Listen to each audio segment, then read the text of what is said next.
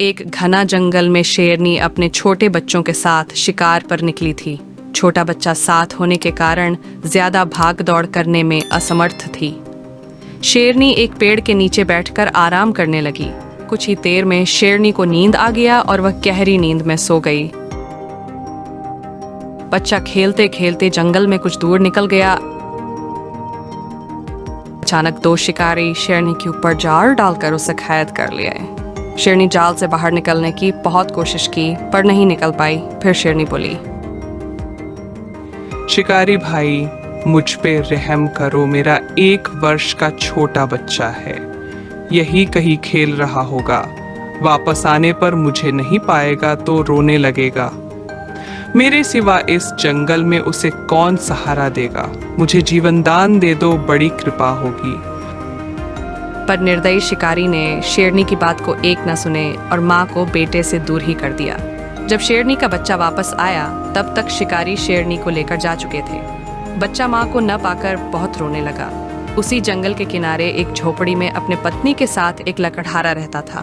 कोई भी संतान न होने के कारण दोनों प्राणी के मुखमंडल पर उदासी छाई रहती थी। एक दिन लकड़हारा और उसकी पत्नी लकड़ी काट रहे थे, तभी बच्चा अपने माँ को ढूंढते ढूंढते उनके पास आ गया। लकड़हारा शेरनी के बच्चे को गोद में उठा लिया और लकड़हारन से बोला, देखो देखो, अब हम निसंतान नहीं रहे।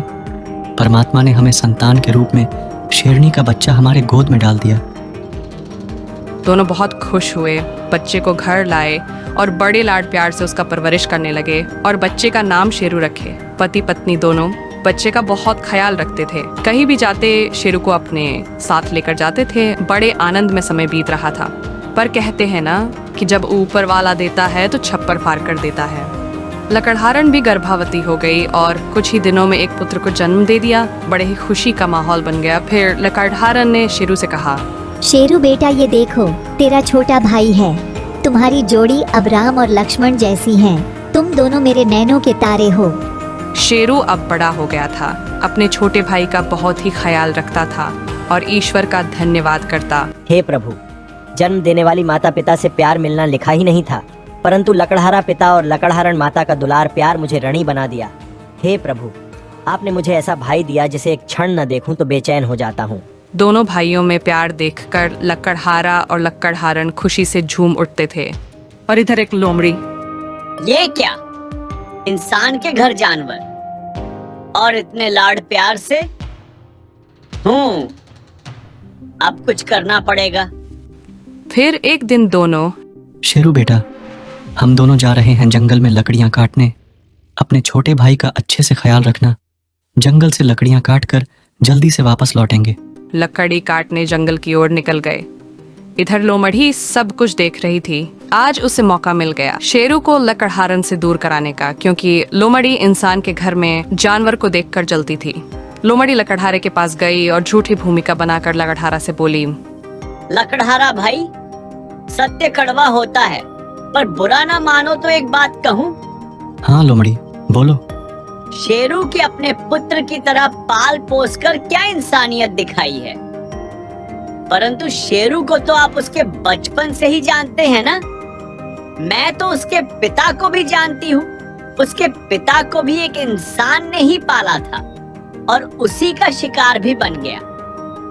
कहने का मतलब ये है कि एक हिंसक जानवर के भरोसे अपने मासूम बच्चे को छोड़कर इतनी दूर जंगल में आना बुद्धिमानी नहीं, मूर्खता ही हो सकती है। लोमड़ी की बातों ने लकड़हारे के दिमाग को झकझोर कर रख दिया। जल्दी से पति और पत्नी झोपड़ी की तरफ चल दिए। इधर शेरू अपने भाई को झोपड़ी के अंदर रख दिया और बोला, मेरे प्यारे भाई, तुम यही रहना। मुझे बहुत जोर से भूख लगी है, मैं जा रहा हूँ शिकार करने।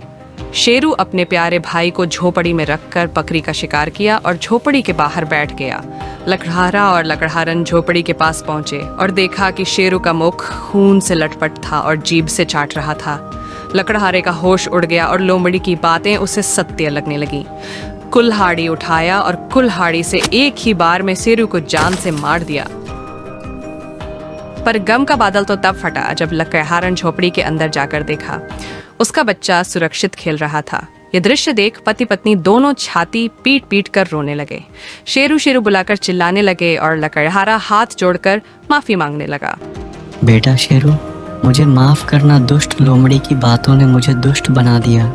फिर शेरू की आत्मा से आवाज आई, हे धर्मपिता, मेरे सामने हाथ जोड़कर पाप के भागी न बनाइए। मेरा शरीर ऋणी था, आपने ऋण मुक्त कर दिया।